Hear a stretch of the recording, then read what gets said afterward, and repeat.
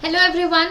इस वीडियो में हम बात करेंगे कि एलआरडीआई की प्रिपरेशन के लिए बेस्ट सोर्सेज क्या है। आप कहाँ से एलआरडीआई की पजल्स की प्रैक्टिस कर सकते हो।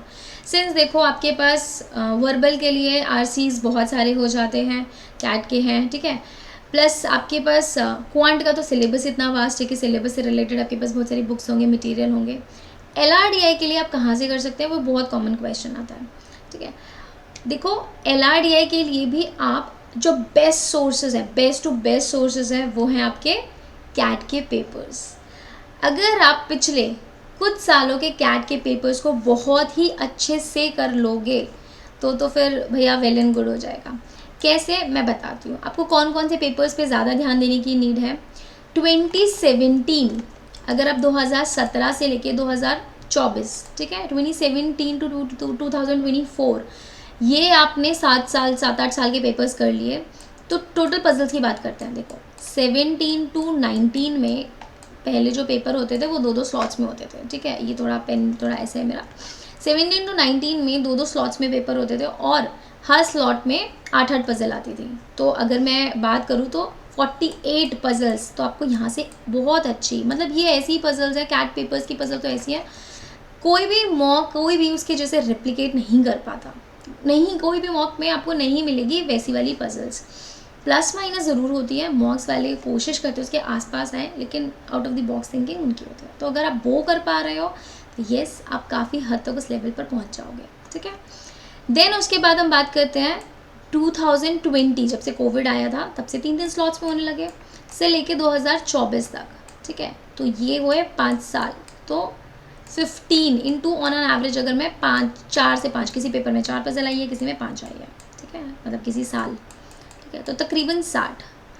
तो ये अगर हम बात करें तो 108 से 112 के करीब आपके पास पजल्स हो जाएंगी एक्चुअल कैट पेपर्स की, which are like of ultimate quality की, ठीक है। बट ये सिर्फ आपको एक एक बार नहीं करनी है, एक बार से किसी को समझ नहीं आता। इसको आपको कम से कम, मिनिमम बोल रही हूँ, 3 बार तो करना है, कम से कम 3 बार एक एक पजल आपको आनी चाहिए। पजल नहीं रटनी है आपने, पजल के मेथड समझने हैं, उसकी कॉम्प्लेक्सिटी समझनी है, ये समझना है कि भाई ये चीज़ कौन है, कहाँ पर क्या बोल रहा है, उसमें पूछना क्या चाह रहा है, कैसे क्वेश्चंस पूछता है, वो एनालाइज करोगे तो बेस्ट है, ठीक है। तो अगर उसको 2 से 3 बार करोगे आप तो 330 के करीब आप ये पजल्स आराम से कर लोगे।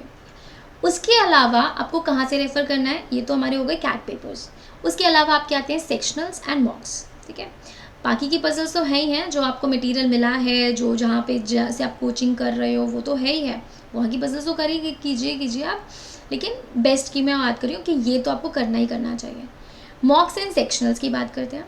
मॉक्स में भी अगर आप कहीं से कोचिंग ले रहे हो तो वहाँ की टेस्ट सीरीज़ वगैरह मिली होगी तो वहाँ के मॉक्स ले लीजिएगा। नहीं मिली है तो आप टेस्ट सीरीज़ खरीद लीजिए। उनके जो मॉक्स होते हैं, जो फुल मॉक्स होते हैं, जनरली 25 से 30 मॉक्स मिलते हैं आपको टेस्ट सीरीज़ के अंदर, तो वो मॉक्स लीजिए, ठीक है। एंड इफ़ पॉसिबल हो सके आपसे तो आप 2 टेस्ट सीरीज़ खरीद लीजिए। अगर आपकी प्रिपरेशन अच्छी है, आपको कॉन्फिडेंस है, आपको लग रहा है कि मुझे और प्रैक्टिस करनी है, प्रेशर में नहीं कि भाई मेरे दोस्त ने लिए तो मैं भी लूँगा, अपना आप खुद का लेवल जज करके, ठीक है। तो 2 टेस्ट सीरीज़ खरीद लीजिए, 25-25 मॉक होंगे, 50 मॉक्स आपके पास वहाँ से आ जाएंगे। उसके अलावा अगर आप 25-30 पर ही स्टक रहना चाहते हो तो भी ठीक है, सेक्शनल दो, ठीक है। तो आपके पास 8 से 10 सेक्शनल्स आपको टेस्ट सीरीज़ में भी मिलते हैं, ठीक है। तो वो सेक्शनल्स भी 40-40 मिनट्स के होते हैं, तो वो भी आप दीजिएगा। तो अगर मैं बात करूँ 30 वहाँ पर हो गए, 10 हो गए, तो 40 तो आपको एक टेस्ट सीरीज़ में मिल रहे हैं, ठीक है। उनको भी आप 2-2 बार तो करेंगे, 2-2 3-3 बार करो। तो ओवरऑल आपको तकरीबन 500 के करीब, 500 मैं इसलिए बोल रही हूँ बिकॉज उसका रिपीटेशन बोल रही हूँ, और ये रिपीटेशन इज़ नेसेसरी, मैंडेटरी है। ये मत सोचेगा कि अरे फ्रेश पजल तो इतनी हुई, मैंडेटरी है रिपीटेशन। रिविजन नहीं होगा तो आपको, अब देखना, खुद से देखो कि हुई पजल को जब आप दोबारा करोगे तब आपकी अंडरस्टैंडिंग और बेटर होगी, और कुछ चीज़ें आपने पहली बार में ध्यान भी नहीं दी होगी तो आपको लगेगा अरे ये चीज़ तो मैंने ध्यान नहीं दी थी, इस एंगल से तो मैंने ये चीज़ सोची नहीं थी। तो वो इम्प्रूवमेंट भी तो उस पजल का पार्ट है। वो जो आपने पहली बार में मिस कर दी थी वो दूसरी बार में देख रहे हो, एनालिसिस के टाइम पर भी आपने मिस कर दी थी, तो वो बार बार प्रैक्टिस से आपको नई नई चीज़ें सीखने को मिलती हैं, जो ओवरऑल आपका माइंडसेट बनाता है, जो एक्चुअल कैट में वो 3-4 जो पजल्स आप सॉल्व करना चाह रहे हो, एवरेज 2.5 से 3 पजल मान के चलती हो, जो 2.5-3 पजल सॉल्व करना चाहते हो उसके लिए आपको ये 500 बार करना पड़ेगा, ठीक है। अपार्ट फ्रॉम दिस आपके पास वो तो है ही आपके मॉक्स जहाँ पे आप कोचिंग ले रहे हो, उसका मटेरियल है, इतनी सारी बुकलेट, इतने सारे सोर्सेज हैं।